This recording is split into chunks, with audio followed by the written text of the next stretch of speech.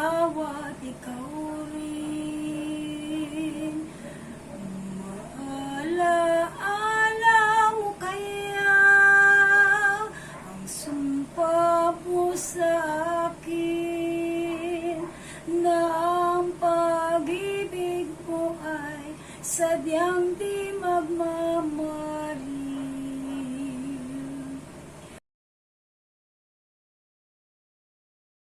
I like these classical songs. Do you agree that our Filipino classical music are remarkable? If you want to discover the Philippine contemporary Filipino music, watch for the new episode for Music with Him. I am Ma'am Bernalita Pulad, or just call me Ma'am Ted. During our first episode, we started to discuss the Philippine contemporary music. We started with the traditional composers, and by this time, we will have the two contemporary music, the new music, and the song composers. Before we will proceed to our new lesson, let's have a simple recall of our past lesson. This is what are you going to do? You will listen to the song that I will perform, and I want you to guess the missing word or words. Write your answer on the chat box or in a sheet of paper and listen carefully.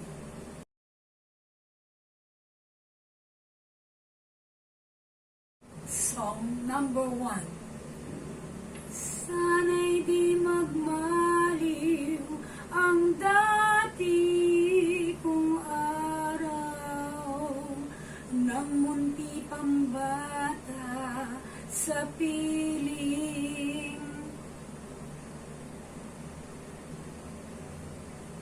If your answer is nanay, you get the correct answer. Song number 2.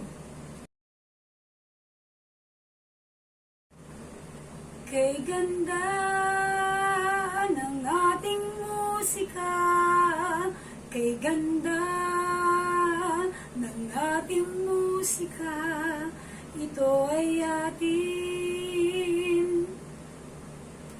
At sa habang buhay, awitin natin.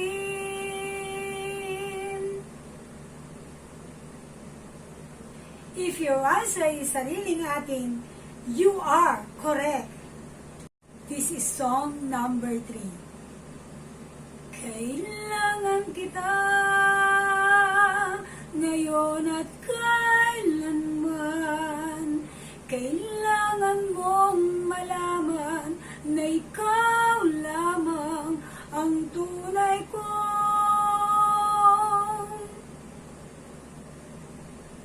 ang tangi kong hiling ay makapiling kang lagi.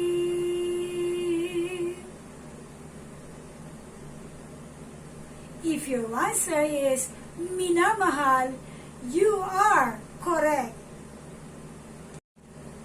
Number 4. Ang Pasko ay sumapit, tayo ay ng magagandang ibig, dahil sa Diyos ay pag-ibig. Write your answer in the chat box.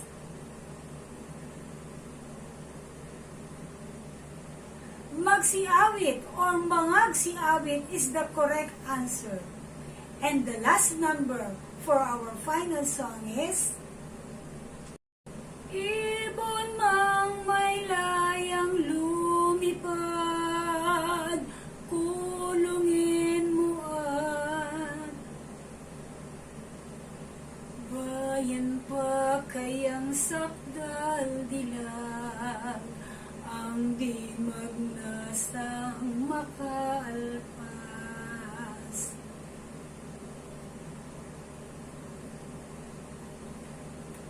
If your answer is umiiyak, you are correct. Well, I think, my dear students, you got a perfect score. And I think you are now ready to explore the two Philippine contemporary music. We will start with the new music composers. In your journey through the discussion and different tasks, you are expected to narrate the life of the selected contemporary Filipino composers, analyze the musical characteristics of traditional and contemporary Philippine music, and improvise simple vocal or instrumental accompaniments to selected contemporary Philippine music. In your previous lesson, you are experienced the world of kundiman, art song, and music written in different instruments. And now, the new music composers in the Philippines will present you new sound, new style, new ideas in music. Composers tried experimenting to come up with a new trend of sound, ideas, and wider range of manipulating musical elements. The known people behind this approach in Philippine music are Jose Maceda, Lucrecia Casilag, Ramon P. Santos, Father Manuel Maramba, Jerry Dadap, Francisco Feliciano, and Josefino Chino Toledo. Jose Maceda, born on January 17, 1917. He started his music studies at the Academy of Music in Manila. Later, he went to Paris to study with Alfred Cortot, a French pianist and a conductor. He was considered as the avant-garde composer. He combined sounds of the environment with the ethnic instruments. His compositions were usually for large groups of musicians. Ugma Ugma, a work for voice and ethnic instruments. Agungan, a piece for 6 gong families. Pagsamba, 1968, a musical ritual for a circular auditorium using several ethnic percussion instruments. Cassettes 100, a composition for 100 cassette tape recorders. Udlot Udlot and Ugnayan. He was a national artist for music in 1997. Lucrecia R. Casilag, born in San Fernando, La Union on August 31, 1918. She went to Manila to pursue a degree in music at the Philippine Women's University. She obtained her master's degree from the Eastman School of Music in New York, USA. Casilag's compositions demonstrated a fusion of Eastern and Western styles in using instruments, melody, harmony, and rhythm. She is particularly known for incorporating indigenous Filipino instruments into orchestral productions.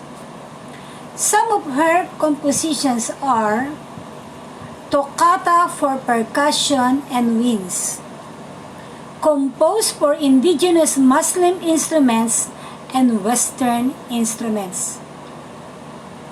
The Legend of the Sari Manok, composed for chamber orchestra and Philippine ethnic instruments. She was a national artist for music in 1989. She is credited for having written more than 200 musical works, from folk songs to opera to orchestra works and others. Ramon P. Santos, born in Pasig on February 25, 1941.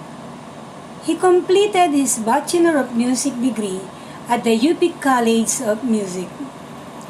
Finished his Master of Music in the US.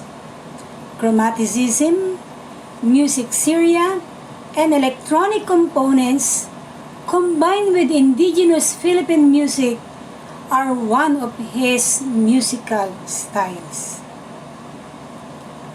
These are the different compositions of Ramon P. Santos: Dingding nga diyawa, Nabasag na banga, at iba pang pinag-ugpong-ugpong na pananalita sa wikang Pilipino para sa 16 na tinig lubad or elbad. He was a national artist for music in 2014. Father Manuel Maramba, OSB. Born on July 4, 1936 in Pangasinan. One of the most accomplished musicians and liturgists during the second half of the 20th century. His liturgical music are operas like Aba, Santo Niño, La Naval, and Lord Takayama Ukwan, Papal Mass for World Youth Day 1995. A sarsuela entitled Ang Sarsuela sa San Salvador. 3 orchestral works, Pugad Lawin, The Virgin of Davao, and Transfiguration. He was a monk at Our Lady of Montserrat Abbey in Manila. He was the former director of Fall 6 Institute of Liturgy in Malaybalay, Bukidnon, during which he composed the music for the Papal Mass. Jerry Dadap, born on November 5, 1935 in Hinunganan, Southern Leyte. He earned his bachelor's degree in music, major in composition at the Conservatory of Music, University of the Philippines in 1964. Some of his compositions are the Filipino epic music and some liturgical songs, like The Passionate and the Wild, Ang Dakilang Anak Pawis, Ang Pag-ibig ng Diyos, Lam-ang Epic. The first Filipino composer to conduct his own works at the Carnegie Recital Hall in New York City. Francisco F. Feliciano, born February 19, 1942 in Morong, Rizal. He started his music career in the high school band where he had played the cymbals and the clarinet. He was an avant-garde composer and conductor for band and chorus. Transfiguration and Missa Mysterium for orchestra and large chorus, Pokpok Alimpako, a favorite piece of choirs in international choral competition, are some of his compositions.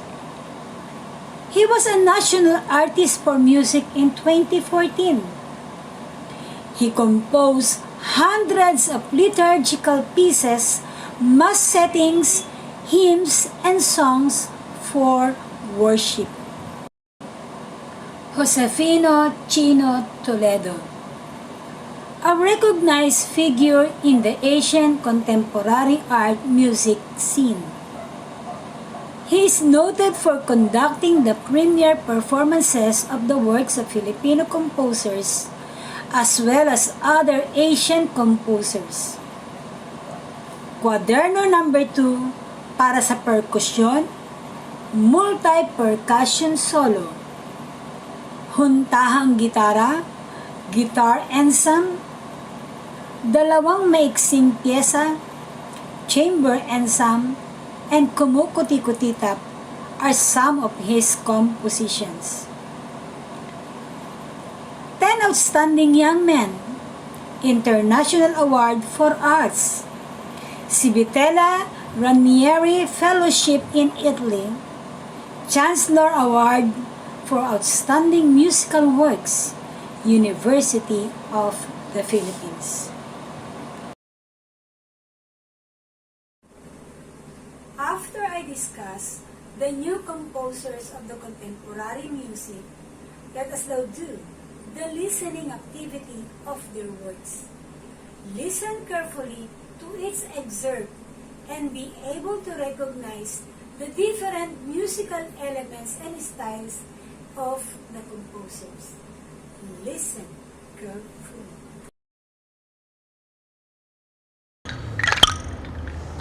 Then we walk together. Look at me, because there's a manner of walking.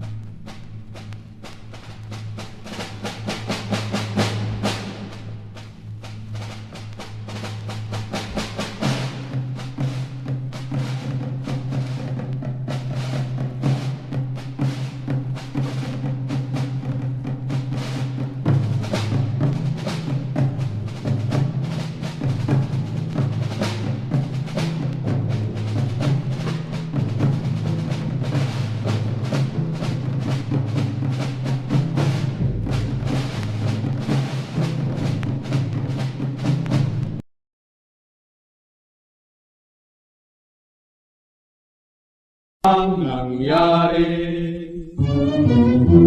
nabasag ang banga.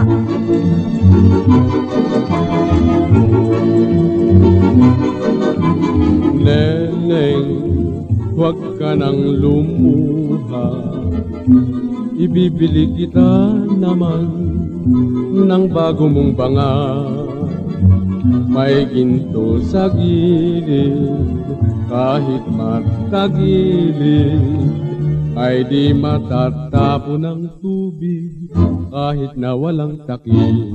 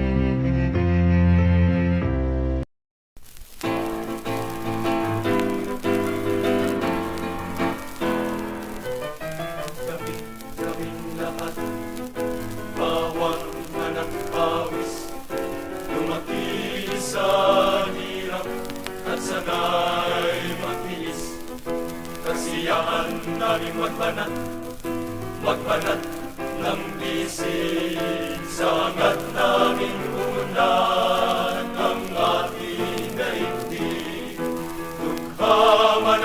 Sasalat itong aming buhay. Tapat kaming lingkod ng aming baya't lahi. Ang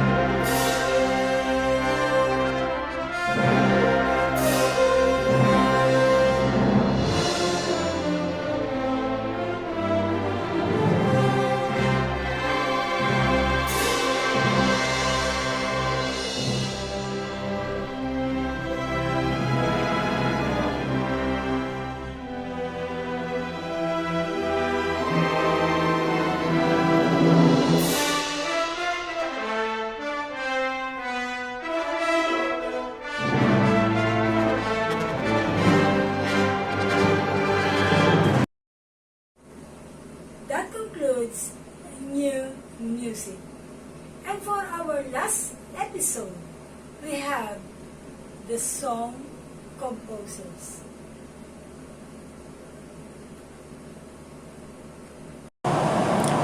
In the Philippines, music has been part of every Filipino's life. They love to listen and sing songs. Our first artist is none other than Levi Celerio. Born in Tondo, Manila on April 30, 1910. Prolific lyricist and composer, known for creating music with a mouth-blown lift. He wrote lyrics for over 4,000 songs, including folk songs like Dahil Sa'yo, Buhat, Ang Pasko Ay Sumapit, Ang Pipit. He was a national artist for music and literature in 1997. He had written the lyrics for over 4,000 songs in his lifetime, including many for film.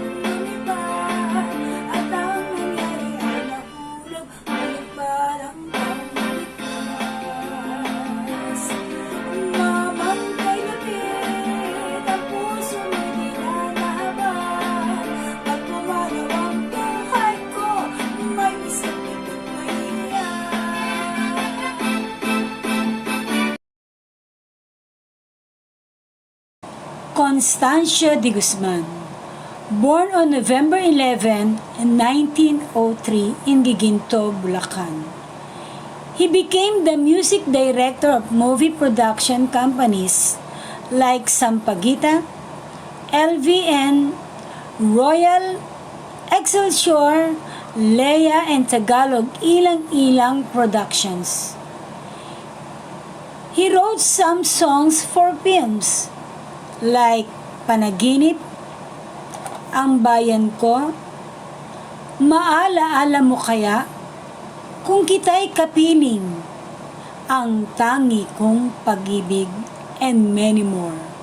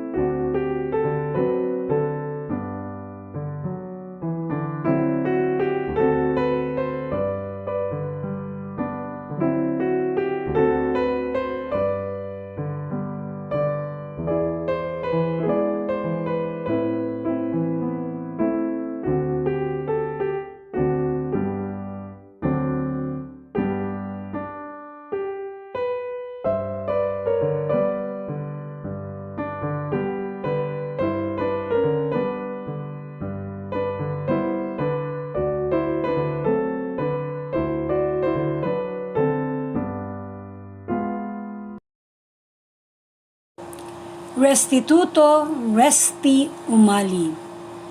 Born in Paco, Manila on June 16, 1916. His early exposure to music was due to the influence of his father. He composed approximately 120 theme songs and more than 250 scores for movies. Saan ka man naroroon, alaala ng lumipas, ang pangarap ko ikaw, sa libis ng baryo, di ka nag-iisa, paano kita lilimutin, are some of his compositions. Umali arranged the Philippine national anthem and the local classic Katakataka for the Boston Pops Orchestra when it performs for the Philippine Independence Night in Boston in 1972.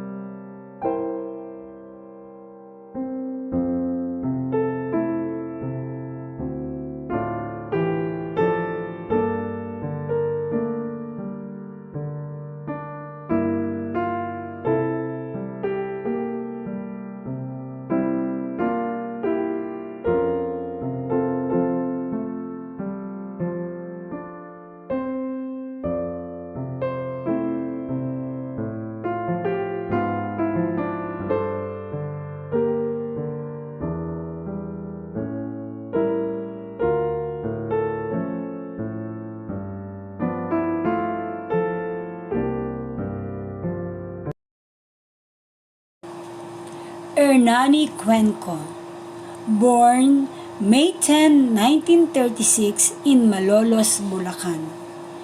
He earned his bachelor's degree in music, major in piano at the UST Conservatory of Music in 1956.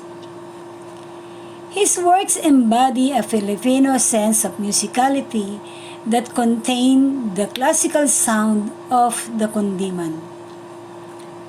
Gaano kita kamahal? Bato sa buhangin are some of his compositions. He was a national artist for music in 1999.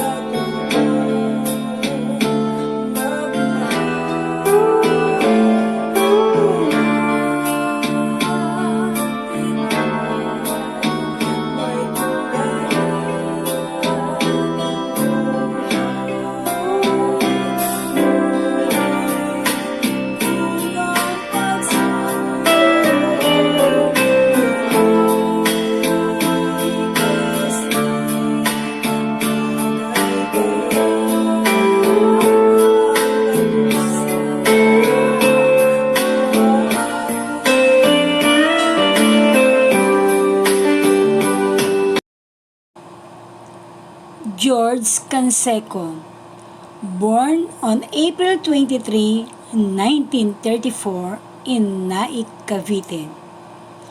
He graduated with a liberal arts degree at the University of the East. After graduation, he worked for the Philippines Herald and the Associated Press as a journalist. He also worked as a freelance scriptwriter for hire in Manila. Kapantay ay langit, kailangan kita, dito ba? Hiram, tubig at langis, hanggang sa dulo ng walang hanggan, ngayon at kailanman, paano kita mapapasalamatan, kahapon lamang, are some of his works. Canseco was considered as a national acclaimed composer of numerous popular classics. You're All I Love was awarded as Best Songs of the Year award in 1972.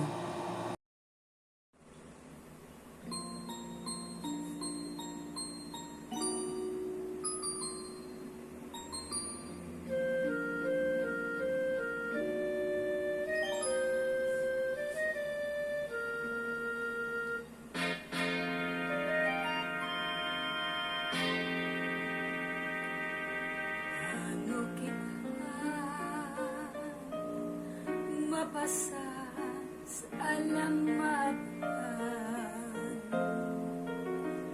sa puso mo sakit ay bigay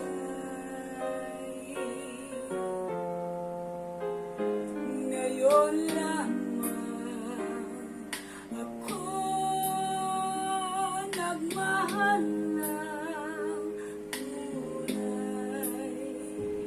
sa tanang aking buhay. Sapat na ba ang ako ay mangako?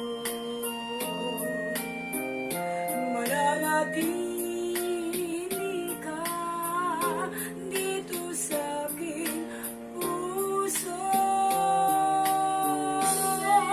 Paano kita mapasa sa lamatan? Sapat na bang mahalin lang kita magpakailanman?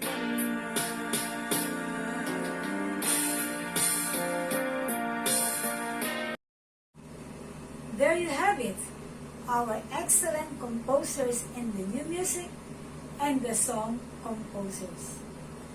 Before we end our lesson, answer the following questions and submit it to your Muppet teacher.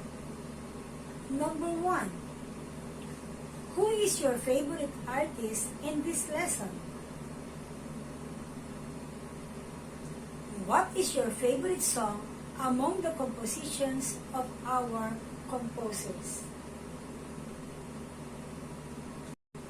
I hope you learned a lot in this episode.